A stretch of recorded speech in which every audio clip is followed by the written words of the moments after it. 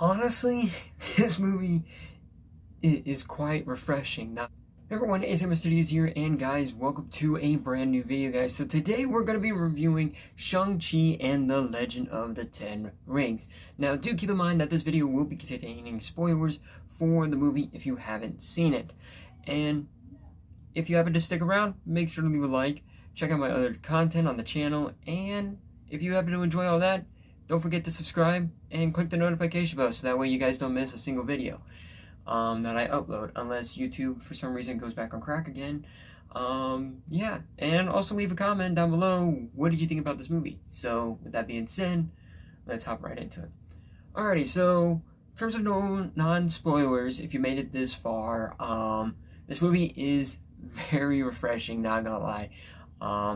Obviously, it's a completely different genre. It adds karate, kung fu, and kind of like spiritual elements that we haven't really seen in Marvel movies until now, and it does a really good job at it. For someone who grew up watching Karate Kid and obviously Kung Fu Panda, and grew up with like that kind of karate aspect with Chuck Norris and Bruce Lee, I really enjoy this movie. Now, it's really fun. You're gonna have a lot of fun, and it's really refreshing. They kind of stick with the same kind of Marvel formula, so that's good as well. Also, we get some reprising characters in this movie. Obviously, if you've seen the trailers, Abomination and Potential and Wong. But honestly, the movie's refreshing. It's good. It's not a 10 out of 10 from what people have been saying. In my opinion, it's not. Honestly, it's kind of hard for the MCU now to get a movie 10 out of 10, in my opinion.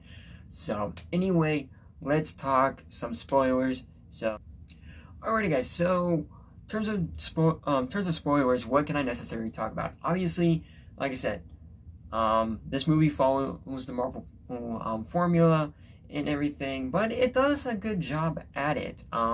There's moments where the humor is great until Trevor shows up from Iron Man 3 and All Hail the King, that Disney Plus shorts that they dropped alongside this film. Honestly, I'm not a fan of Trevor. Honestly, I wish they really killed him off, but they didn't. And honestly, kind of like anytime when Trevor showed up after like they revealed that he was gonna show up in this film, like when they're all trapped and everything, I was actually pretty happy. And the fact that he mentioned Iron Man, because there wasn't really any Marvel connection besides Iron Man, and I think that's why I kind of like this film, because it just sticks out on its own, and it doesn't seem like it is connected, but it is connected as well. There's some few mentions and everything, and I kind of like that. I kind of like that kind of Marvel movie that like says like, oh, this character is there, just like the Venom movie, which I'm really looking forward to watching. But honestly, I did really like Trevor. But the cast is really great. The fact that it's an all Asian cast, I think it's pretty cool. But honestly, I can't remember her name.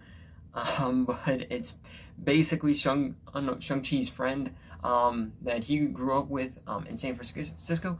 I don't like her until I didn't like that character at all. I wasn't a fan of her. She was fine at first, and then eventually she just got really annoying. And I kind of feel bad because I know that actress is very talented and she can work really well with what she has, but she's not good in this movie until the very end and everything. I think that's when she does a lot better in this movie, but otherwise I'm not really a fan of her. Shang-Chi's sister, Shang-Chi, I think that's how it's said. I'm not sure. I had a hard time remembering these names.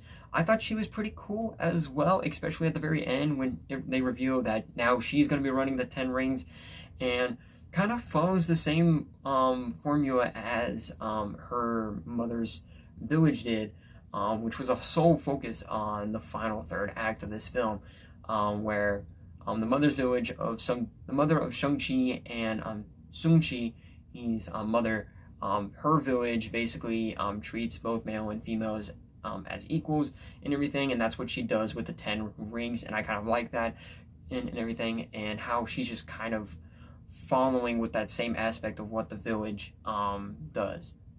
And the Mandarin in this movie, I enjoyed the Mandarin. I think he was a very interesting character. He was more complex and kind of like relatable in some ways, because people obviously think that like if they lose a loved one, they might hear their voice again and everything. And I find that very relatable for some people, and the lengths that they'll go to, like, I don't know, like in terms of their mental states, how far they go to kind of reunite with that person.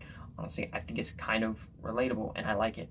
And in that sort of sense, the 10 rings in this movie, literally the rings that they put on the wrists, I'm not really a fan of it. It fits with the Marvel universe, and I kind of hope the rings eventually get like, I don't know, like they kind of evolve over time and everything, and they actually become the rings.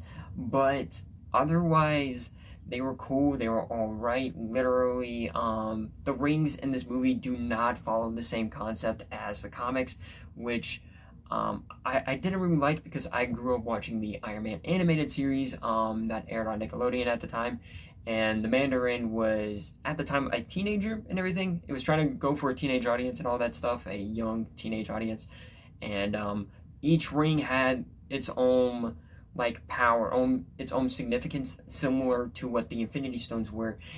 And honestly, I think that Marvel wasn't really ready for that just yet. I don't know what it was for them to change the rings, but I like that the fact that they changed them in a way that it represents the martial arts within China and Japan and everything, and how they do all their stuff.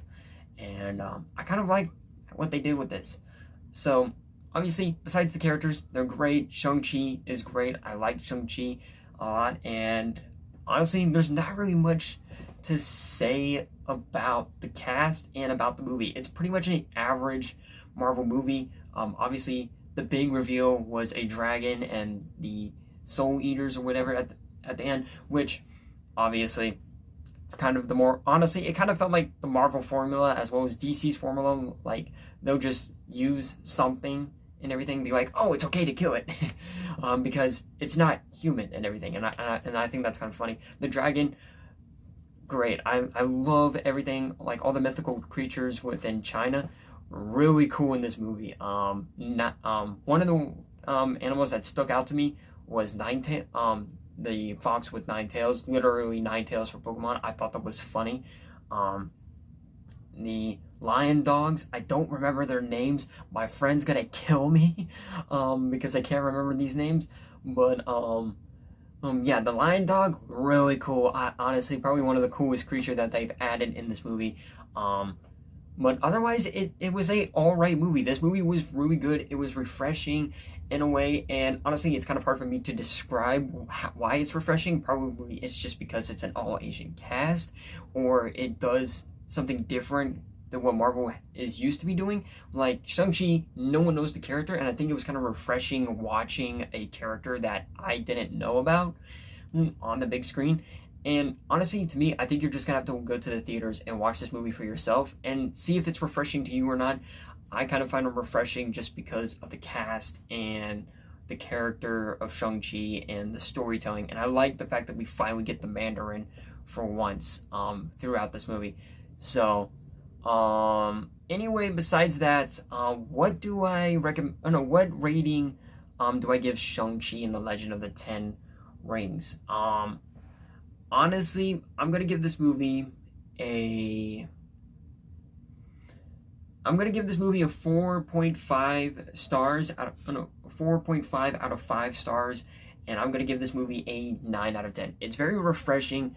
The cast and the story and the elements that they use in this movie is really awesome, and I think the whole message about this movie is that, like, your past, like, and your lineage, like your parents and your past, the things that you've done don't define you, but in the moment, that's what defines you. And I think that was a really solid message, in my opinion. But let me know, guys, what did you think about Shang-Chi and the Legend of the Ten Rings?